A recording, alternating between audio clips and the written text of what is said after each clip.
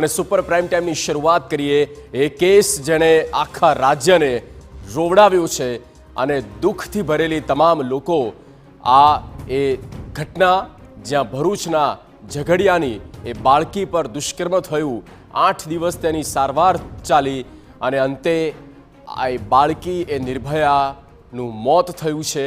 એ જિંદગીની સામે હારી ગઈ છે.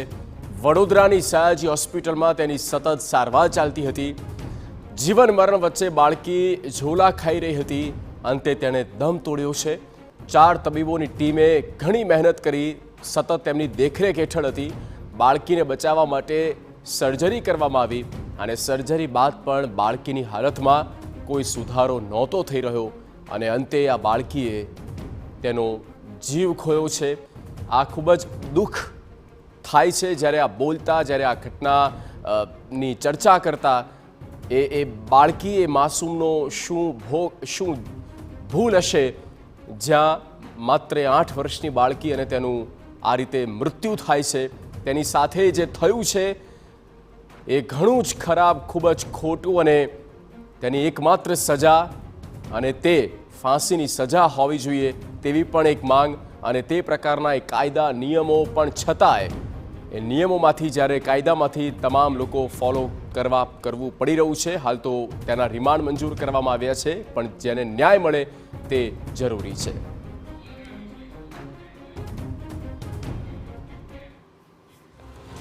તો 8 દિવસની સતત સારવાર ચાલી અને અંતે એ બાળકીએ જીવ ખોયો છે. સમગ્ર ઘટનાની પણ વાત કરી લઈએ. દુષ્કર્મ કેસનો જે ઘટનાક્રમ શું હતો તેની વાત કરીએ. 16 તારીખના રોજ એ દુષ્કર્મની ઘટના બની અને 16 તારીખે આ કુકર્મ થયું. ત્યાર પછી 16 તારીખે બાળકીને સારવાર માટે ભરૂચથી તેને વડોદરા ખસેડવામાં આવી. વધારે સારવારની જરૂર હતી. તાત્કાલિક ભરૂચથી વડોદરા લઈ જવામાં આવ્યા.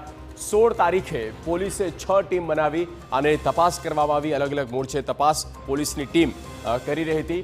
ત્યારબાદની પ્લેટ ચેન્જ કરવામાં આવે. 17 તારીખની વાત કરીએ તો પોલીસે આરોપીને ઝારખંડ ભાગે તે પહેલાં જ દબોચી લીધો. મૂળ ઝારખંડનો એ વતની હતો. જોકે આ જે દીકરી હતી, બાળકી હતી, તે પણ ઝારખંડની. આરોપી ઝઘડિયાની થર્મેક્સ કંપનીમાં હેલ્પર તરીકે ફરજ બજાવતો હતો અને બાળકીના ઘરે જાય છે અને તેને લઈને જાય છે અને આ પ્રકારનું હેવરેજ ભરેલું કામ કરે છે.